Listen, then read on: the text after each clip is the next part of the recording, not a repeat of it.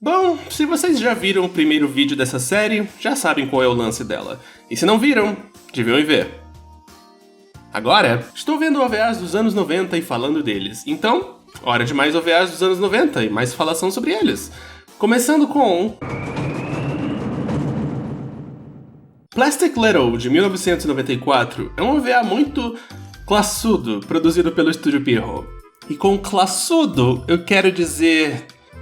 é eti. Não meçamos palavras, tem safadeza aqui, tem moçoilas peladinhas. Estejam avisados aqueles que aqui entrarem. Não só ele é dirigido pelo finado Kenji Yoshimoto, diretor de clássicos da nossa era, tais quais Queen's Blade, Arifureta e Literal Hentai, como também tem designs de personagem e direção de animação de Satoshi Urushihara, famoso ilustrador de lindas moças animescas. Opa, sago da edição aqui. Eu esqueci de acrescentar que ele também era o ilustrador de Langrisser e Growlancer, séries de jogos, e que Langrisser ficou péssimo depois que ele saiu. Como já devem imaginar, definitivamente não é bem o meu tipo de anime, mas sabe...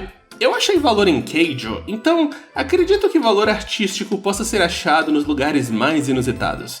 Então, sobre o que é Plastic Little? Esta jovem alegre e peralta se chama Tita, e ela é uma Pet Shop Hunter, uma pessoa que navega pelo chamado mar de nuvens deste mundo vagamente futurista e captura animais exóticos para vender como pets, daí Pet Shop Hunter. Um belo dia, enquanto ela fazia compras para a tripulação a qual ela pertence, ela esbarra com uma menina loira chamada Elise Aldo Mordish, que está sendo caçada por vários soldados, liderado por este cara maravilhosamente vestido que eu carinhosamente apelido de Jabuti do Mal. Tita, cheia de espírito de heroína, ajuda a Elise a fugir, claro, em uma caçada que é bem intensa. Que horror! Ele foi secaizado! Naturalmente, a Tita leva a loirinha pra sua tripulação. Por sinal, essa pessoa aqui é um homem e é gado da Tita, eu fiquei surpreso. E eles começam a arrancar respostas dela. É o que aconteceria se esse não fosse um OVA eti, então elas adiam isso e vão tomar um banho. Eu não posso mostrar muito desse banho, mas basicamente são vários minutos de peitinhos explícitos enquanto as duas meninas se entrosam, ao mesmo tempo que o Cabelo Rosa e um outro membro da tripulação espiam as duas no banho porque... bom, assim dita a lei dos animes. Após o banho e uma boa noite de sono, as duas moças começam a falar sobre a família.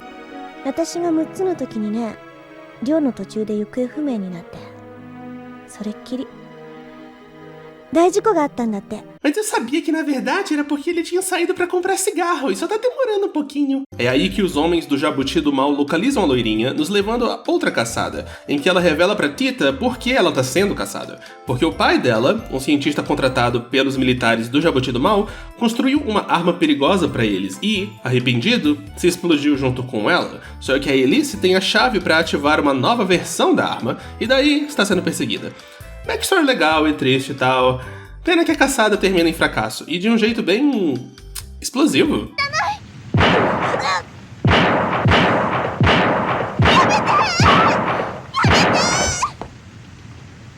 Relaxem, ela tá bem. A roupa de mergulho fansérvica dela é a prova de balas. É tecnologia futurista fantasiosa, aceitemos. Felizmente, os demais Pet Shop Hunters resgatam as duas no último minuto. Após mais cenas com as titas da Tita e um velho esmurrando esse cara, a tripulação decide destruir a nova arma e frustrar os planos do Jabuti do Mal.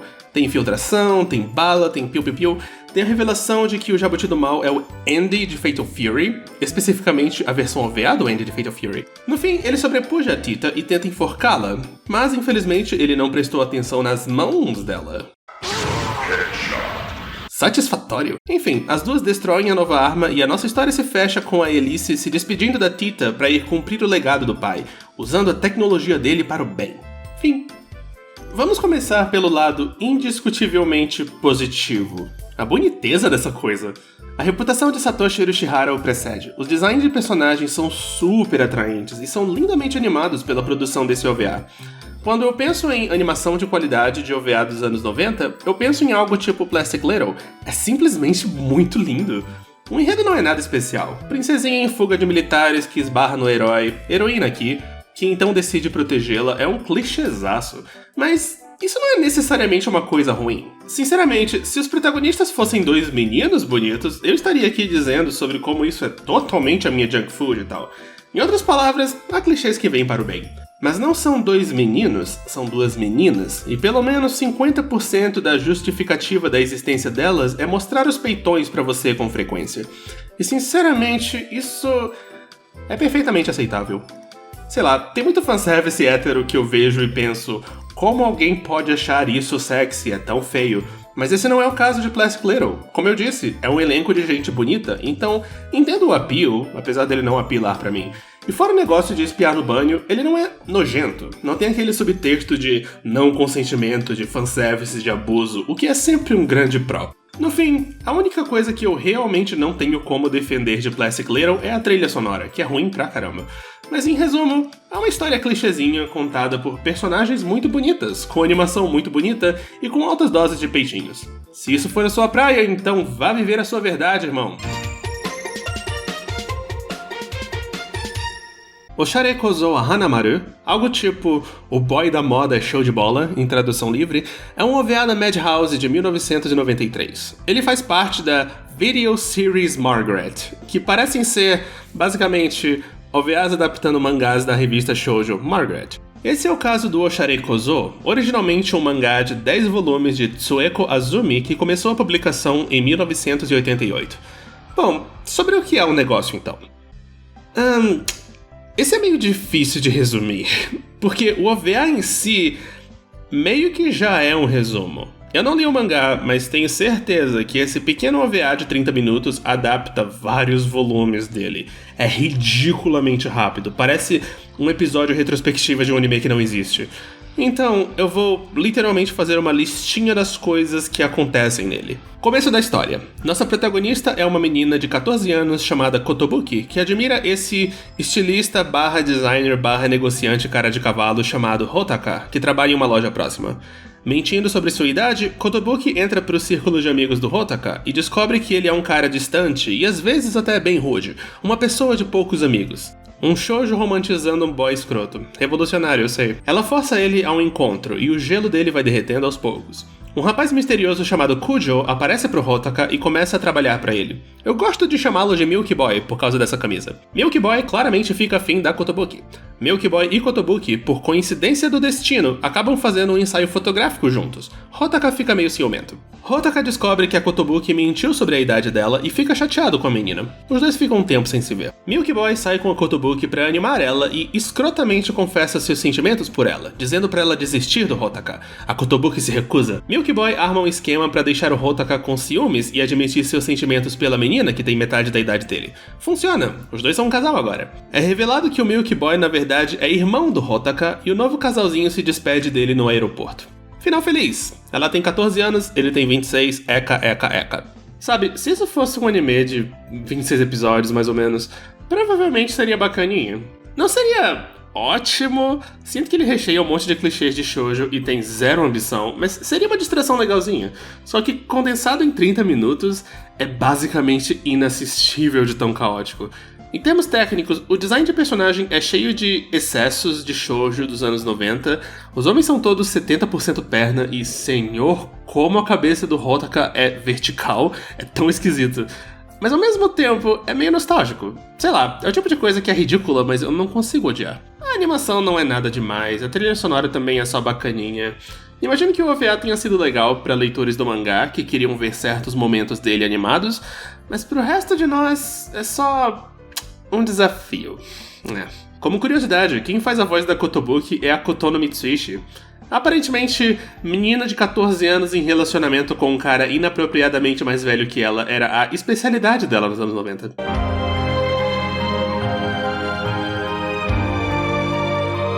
Rumiko Takahashi é uma autora que vem em 3 sabores principais. O primeiro é o da comédia romântica, que era a marca registrada dela nos anos 80. Ranma Meio, Urusei Yatsura, Maison Ikkoku, ícones do gênero.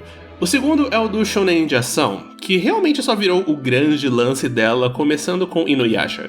E o terceiro era o lance dela com seus vários mangás curtos e one-shots. Terror e suspense. Deixa observado que os gêneros não são isolados, eles se misturam em vários pontos. Mas a questão é, das obras de terror da Rumiko, a que eu mais ouço as pessoas falando sobre é a chamada Saga da Sereia, uma coleção de 9 histórias girando em torno de pessoas que querem muito comer uma sereia. Eu juro que isso vai fazer sentido já. E em 1991, o estúdio Pastel adaptou uma das histórias da saga em um OVA, Ningyo no Mori, isto é, a Floresta da Sereia. Reza a lenda que se você comer a carne de uma sereia, você ganha vida eterna. E no passar das eras, essa lenda levou muitas pessoas a se ferrarem bastante na busca por esse dom, por vários motivos. Nossa história começa algumas décadas atrás, em um casarão em meio a uma nevasca. Nele, uma moça chamada Toa, sem relação, está morrendo de uma doença de algum tipo, e a medicina atual parece incapaz de salvá-la. Mas a irmã dela, Sawa, tem uma ideia, e serve para Toa sangue de sereia que ela tirou do Morro da Sereia, cuja localização só ela sabe, para assim dar vida eterna para a irmã. Porque essa idiota claramente acha que carne e sangue são a mesma coisa. Porra, Sawa! Bom, mas funciona. Mais ou menos. A Toa fica mais longeva, só que aparentemente não imortal, e ganha um braço de demônio, além de sentir altas dores para sempre. Porque essa é a outra faceta da lenda da sereia. Alguns ficam imortais com a carne delas, mas a maioria viram monstros, ou morrem, ou outras coisas horríveis por aí. Enfim, que droga, né, Toa? Cortamos para algumas décadas depois, acompanhando nossos dois protagonistas, Yuta e Mana, dois imortais que também consumiram carne de sereia no passado e agora viajam por algum motivo. Falamos mais disso na conclusão. Bom, devido a outros motivos, os dois se separam, com a menina então caindo de um penhasco, porque ela é meio burra. O médico da Toa, achando que ela morreu, então a leva consigo, com o intuito de cortar o braço dela e tentar colocá-lo na Toa, para substituir o braço de demônio dela. De alguma forma, não fica muito claro. Bom, não importa, porque a imortalidade da Mana faz ela voltar à vida, e a Toa resolve manter ela por perto com algum propósito sinistro. Claro que cedo ou tarde o Yuta aparece para salvar a amiga, mas a Toa manda o cachorro dela, que também bebeu do sangue de sereia e agora é um monstro, para dar uma mordidinha no rapaz, coisa leve.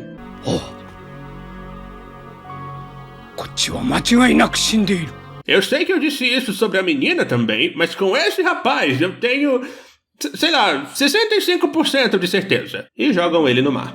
Spoiler, ele tá vivo, porque, sabe, carne de sereia. E os dias passam e a Mana segue sendo sinistramente paparicada pela Toa, até que a coisa fica estranha.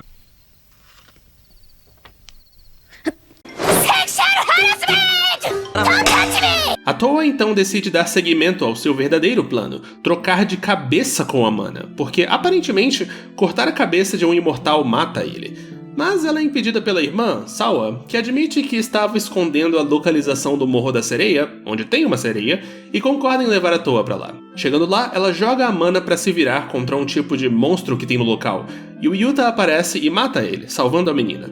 A Toa conclui que esse na verdade era o bisavô dela e da Sawa, que comeu a carne de sereia quando as duas eram jovens, e quem deu a carne pra ele foi a Sawa.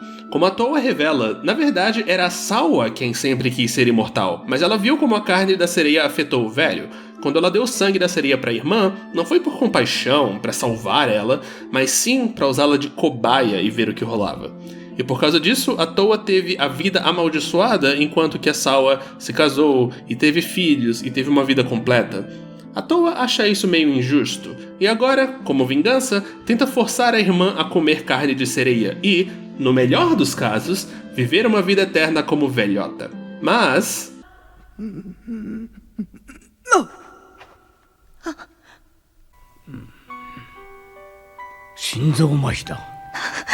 Ai, típico da Sawa, morrendo pra fugir de discussão. Inacreditável. Ai, queria ter nascido filha única. Enfim, isso faz a Toa decidir queimar o Morro da Sereia e aí se jogar lá pra morrer nele. O médico, que por sinal era apaixonado pela Toa, segue ela, gado até o último suspiro. Nossa dupla de mocinhos segue então com sua jornada ambígua, refletindo sobre como eternidade é uma coisa bem longa, né? Ah, e uma sereia aparece diante deles, e o Yuta diz isso.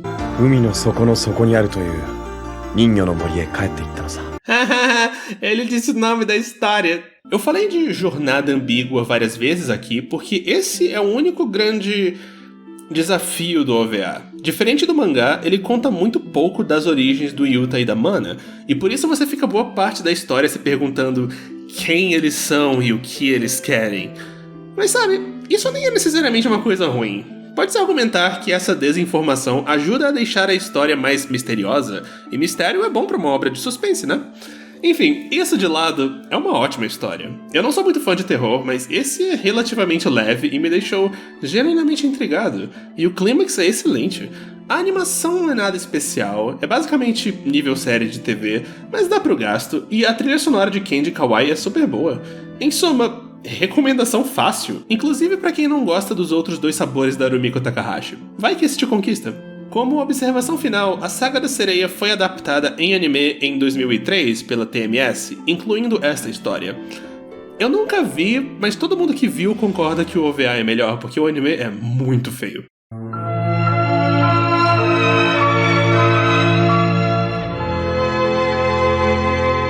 Tsukinobori Madeni, algo tipo Até a Lua Nascer, é um OVA de 1991, produzido pela OB Planning em parceria com a Grouper Productions.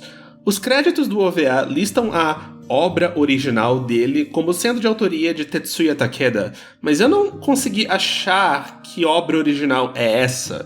É um livro? É um mangá? Eu não sei. Enfim, é só isso de informação externa que eu tenho, então, sem mais delongas, vamos ao OVA. Nossa história começa com um pai levando uma filha para o interior, para um lugar da infância dele em que ele jura ter visto uma lua enorme, muito maior do que o normal. Ela não acredita nele porque isso não faz o menor sentido, logo, eles tiram um dia inteiro só para ver quem está certo. Eles chegam no local bem cedo e se encontram com um velho morador da área. Nanda to omou? わかんないよ。どんぐり？虫？あ、なんか珍しい花の種かな？いや、もっと子供の大好きなもんだよ。Maconha! Eu sempre quis experimentar. Brincadeira, é chocolate. E pra passar o tempo até a lua nascer... O velho começa a contar uma história de sua própria infância, como velhos costumam fazer. E por sinal, é aqui que o OVA realmente começa. Toda essa situação foi só para estabelecer o contexto do enredo. Enfim, a história da infância do velho senhor se passa bem no meio da Segunda Guerra Mundial, após o ataque dos japoneses a Pearl Harbor, mas antes do ataque atômico dos americanos. O velho senhor, então menino, morava em um vilarejo de mineração que foi ocupado pelo exército japonês. Então, já sabe, muito trabalho, pouca comida, vida dura dos tempos de guerra. Um belo dia, o exército japonês traz para o vilarejo vários prisioneiros de guerra americanos, que são postos para trabalhar nas minas nas piores condições possíveis. E logo isso se conecta à história do senhor menino, porque um belo dia ele resolve nadar num rio próximo sem saber que era a área de banho dos prisioneiros. Na tentativa de se esconder, ele acaba quase se afogando, mas é salvo por um dos americanos, que não parece uma pessoa, diferente do que ele achava. Por sinal, eu adoro esse detalhe de que quando os prisioneiros são trazidos, eles parecem yokais aos olhos do senhor menino, mas agora parecem só uns caras bem feios. Enfim, o militar japonês encarregado proíbe o senhor menino de banhar ali de novo. Mas o então jovem realmente quer mostrar sua gratidão pelos soldados, então ele começa a mandar frutas, dentre outros alimentos, rio abaixo para eles durante o horário de banho. Quando as frutas finalmente acabam, ele fica na margem oposta do rio observando os americanos, que, em resposta, fazem isso.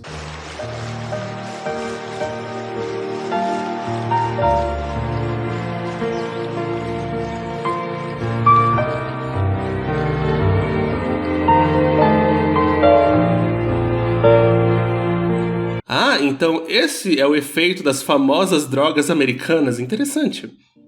Brincadeira. Eles estão imitando um velho brinquedo japonês chamado yajirobe, e os dois lados usam isso para se comunicar amigavelmente. É fofo. Mas alguns dias se passam e aquilo acontece. Hiroshima e Nagasaki são bombardeadas, o que leva o Japão a se render e devolver os prisioneiros americanos. Só para deixar claro, a história não se passa nas proximidades de Hiroshima e Nagasaki.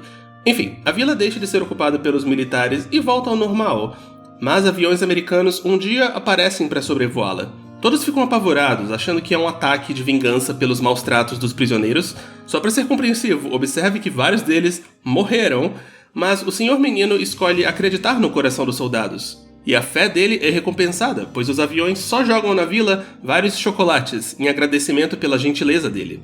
E aí voltamos à vida real, em que a menina fica comovida com a história, aceitando o chocolate e imitando um yajirobe pro céu. Eu pessoalmente torço muito o nariz para histórias militares. Sejam histórias americanas sobre orgulho militar e importância dos veteranos, ou japonesas sobre os horrores da guerra e as angústias da derrota. Eu entendo a importância delas, mas a maioria esmagadora delas são masturbações. E não do tipo que é sexy de se assistir. Mas essa aqui foi bem fofa, não posso negar. Ele tem elementos disso que eu falei, mas a mensagem principal dele é bem mais geral. Como o avô do senhor menino fala pra ele quando descobre que ele estava dando frutas pros prisioneiros americanos. お前、アメリカと戦争してる日本人としては非国民だが、人間としては真っ当だ。真っ当だよ。Ser um bom patriota e ser uma boa pessoa são coisas separadas. E é importante saber reconhecer quando uma coisa é uma coisa e outra coisa é outra coisa. E isso é uma boa mensagem, na minha opinião. E eu consigo imaginar esse anime irritando conservadores japoneses, já que você pode interpretar ele como lambendo as botas dos americanos. Obviamente, eu também não gosto de ver as botas dos americanos sendo lambidas, mas adoro ver conservadores irritados, então estou dividido. A animação oscila bastante. Tem momentos tipo esse aqui, em que ela é bem expressiva e bonita, e tem outros em que ela é bem travadona. A trilha sonora é ok, e o design de personagem é interessante. Foi feito por Kazuo Tomizawa, que também fez o design de personagens de Gen, Pés Descalços, o primeiro filme. Sinto que isso foi de propósito. Enfim, se você gosta de histórias tipo Túmulo dos Vagalumes e Gen, Pés Descalços, Tsukinoboro Madeni provavelmente vai ser muito a sua praia.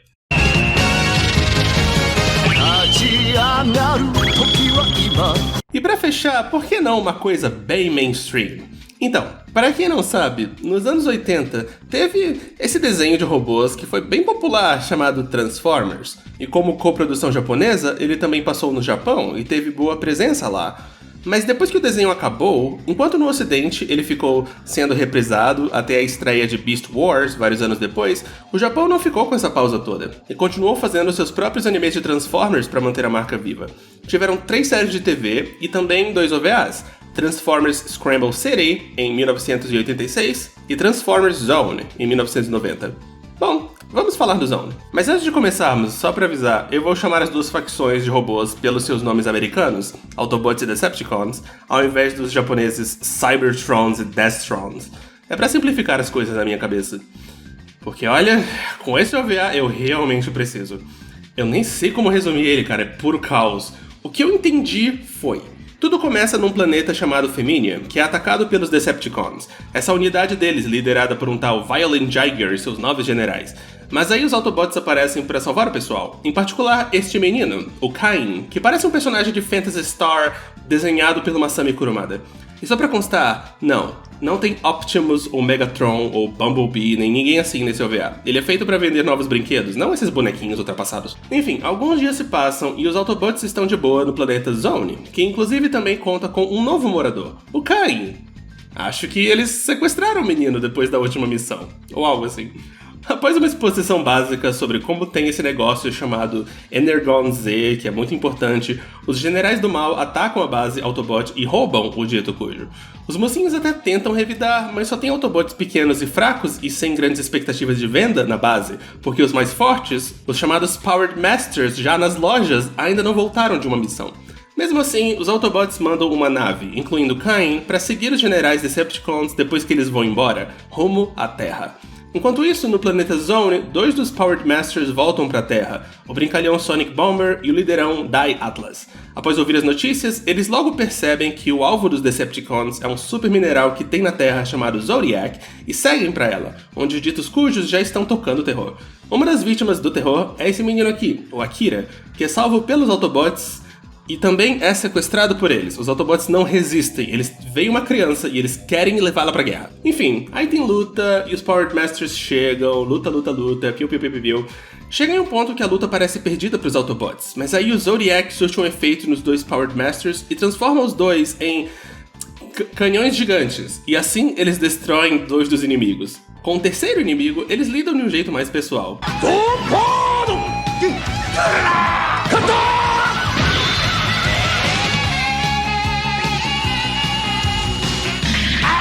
Isso aqui é o cérebro dele? Os mocinhos são vitoriosos, o Akira e o Cain provavelmente são super gays um pelo outro, não só por esta cena, mas também pelo encerramento. Sério, olhe só isso. Fim. Se você, assim como eu, só conhece o básico de Transformers, esse OVA vai parecer uma sopa de palavras sem sentido. É tanta terminologia em tão pouco tempo, é tanto personagem, é tanta coisa. Sei lá, sobrecarregou os meus sentidos. Chegou em um ponto em que eu desisti, só fui vendo, sem pensar. Basicamente, você é fã hardcore de Transformers? Então, confira. Você é fã de Mecha? Confira também. Talvez as animações dos robôs e as lutas deles te entretenham. Pra todo o resto... preparem alguma coisa alcoólica antes de ver. Bom, acho que isso basta por hoje. 5 OVAs já foram, agora só faltam, sei lá, uns 300. Bom, só pra variar, eu vou tentar fazer aquele negócio de call to action que youtubers fazem. Ficaram interessados em algum desses OVAs? Tem algum OVA dos anos 90 que querem me ver cobrir? Lembrando, 90, não 80. O número faz toda a diferença. Você comeria uma sereia? E se comesse, qual o condimento você usaria? Soltem aí nos comentários e nos vemos no próximo volume. Ou no próximo vídeo, sem ser esses vídeos dos OVAs. Vejam todos os vídeos, todos eles.